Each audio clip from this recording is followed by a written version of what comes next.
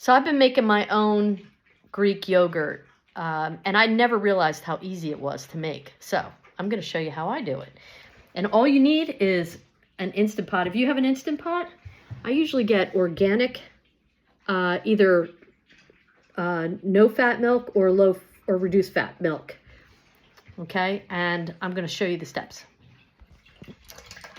Okay, you're going to pour your milk into the IP. Just pour it in there. And then I'm going to plug it in.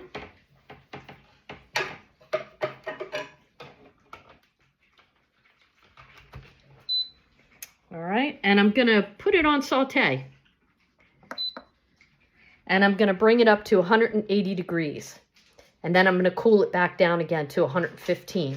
So I'm going to stir it with a little whisk so that it doesn't stick on the bottom. But it's going to heat it up to about 180 degrees. I'm going to put a lid on it. I'm going to let it sit for about 5 minutes, but I'll show you the rest of it in a second. Okay, so you're going to want to get yourself one of these, because these are going to help you figure out what temperature you got. And you can see I'm just going to keep stirring it until I get to 180 degrees. And I think that's just, they do that to make sure that you kill any kind of something or other that's in it. I don't know, but that's what they say to do. So I'm going to bring it up to 180. I'm going to keep checking it, and then I'm going to cool it down. Okay, this has reached 180 degrees. So I unplugged it. And now I'm just going to put a lid on it for about 5 minutes. Put a lid on it and let it sit for about 5 minutes. And then I'm going to cool it down.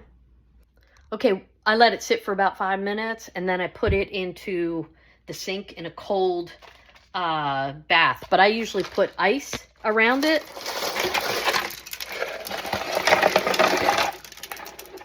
Because this will speed up the process of it coming down to 115 degrees. It's got to come down.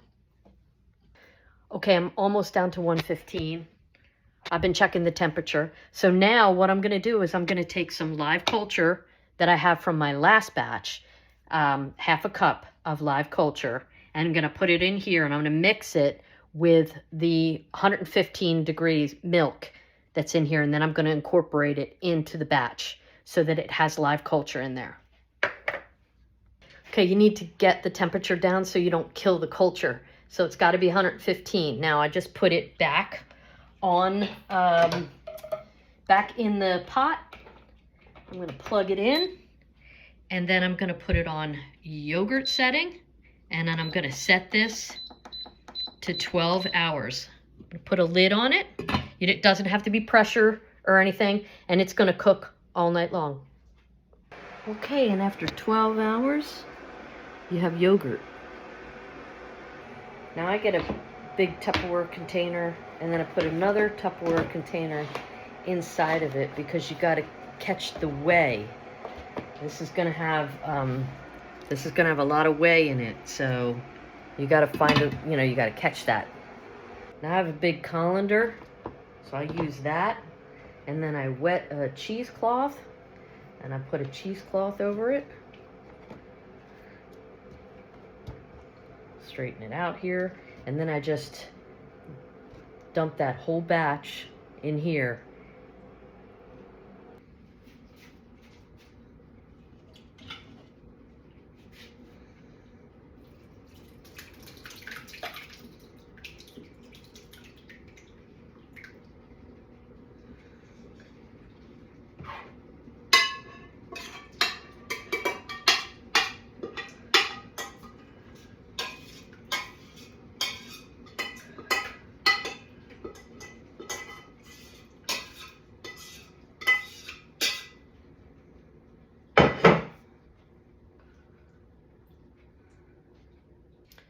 So this is going to strain all the whey from the yogurt. I stir it every now and again, and I usually let it strain for about 3 hours.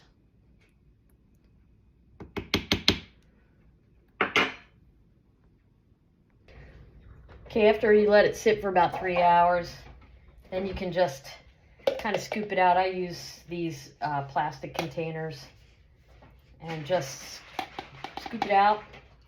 I think it fills about maybe 2.5 of these, maybe almost 3. And then put it in the refrigerator. Clean off your cheesecloth for next time, and you're good to go. Okay, I forgot to mention, you're gonna have all this whey left over. Now, if you're a baker, I understand that you can put this in baked goods, and you know, it's very healthy. I think you can put it in dog food, and you look that up on the internet, but it's useful. So you can always put it in a mason jar and keep it. I don't know how long it stays, but it can be used.